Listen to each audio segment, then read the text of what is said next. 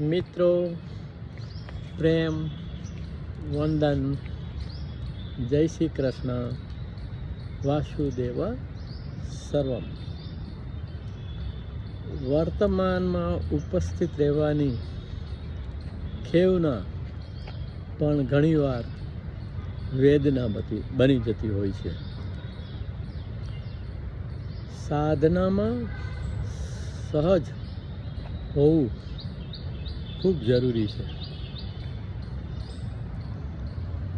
અદકા યત્નો ખૂબ જરૂરી છે, પણ એ યત્નો આપણી વેદના ન બની જાય તેનો સતત ખ્યાલ રાખવો પણ જરૂરી છે. જ્યાં હોઈએ ત્યાં હોવું સાવ સીધું સાદું અને છતાં ખૂબ જ અઘરું છે.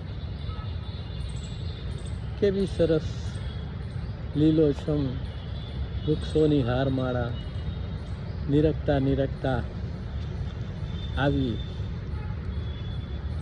અઘરી બાબતો સહજ રીતે આપણે કહી શકીએ છીએ.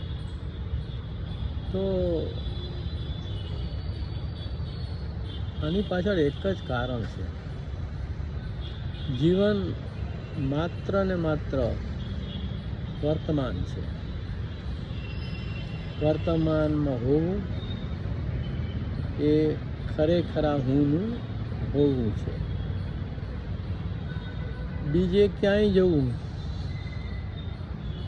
એ હું વારંવાર કહું છું કે સ્વપ્ન, કલ્પના, એકરૂપતામાં ખેંચાઈ જવું છે. જ્યારે તમે હો છો જ ત્યારે જ તમારો આત્મા હાજર હોય છે. બાકી બધી જ શરીરની દોડ અને મથામણ છે. એક ક્ષણના સંદર્ભમાં એક નાનકડી રચના. ક્ષણ આપે ના સુખ કે દુઃખ, ક્ષણ આપે ના સુખ કે દુઃખ, ક્ષણ આપે આનંદની રૂપ, ક્ષણ આપે ના સુખ કે દુઃખ. તો અવસ્થા છે એ સુખ અને દુઃખની પર છે. ગીતામાં કહ્યું છે, શીતોષ્ણ સુખ દુઃખેષુ તથા માનાપમાનયો. તો આ જે વાત છે એ પર થવાની વાત છે, ઉપર થવાની વાત છે. સુખમાં છલકાઈ જવું એ પણ એક જાતનું દુઃખ છે, અને દુઃખમાં દુઃખી થવું એ પણ એક મહાદુઃખ છે. ક્ષણ આપે ના સુખ કે દુઃખ, ક્ષણ આપે આનંદની રૂપ, ક્ષણ આપે ના સુખ કે દુઃખ, ક્ષણ આપે આનંદની રૂપ, ક્ષણ આપે ના સુખ કે દુઃખ. ઘટે જે આજે એ જ સ્વીકાર, ઘટે જે આજે એ જ સ્વીકાર, ભૂત ભાવિની મૂકી દે ભૂખ. ઘટે જે આજે એ જ સ્વીકાર, ભૂત ભાવિની મૂકી દે ભૂખ, ક્ષણ આપે ના સુખ કે દુઃખ, ક્ષણ આપે આનંદની રૂપ. ઈચ્છા અપેક્ષા મોહ મમ, ઈચ્છા અપેક્ષા મોહ મમત અંતે આખર દુઃખની કૂચ, ઈચ્છા અપેક્ષા મોહ મમત અંતે આખર દુઃખની રૂપ, ક્ષણ આપે ન સુખ કે દુઃખ, ક્ષણ આપે આનંદની રૂપ.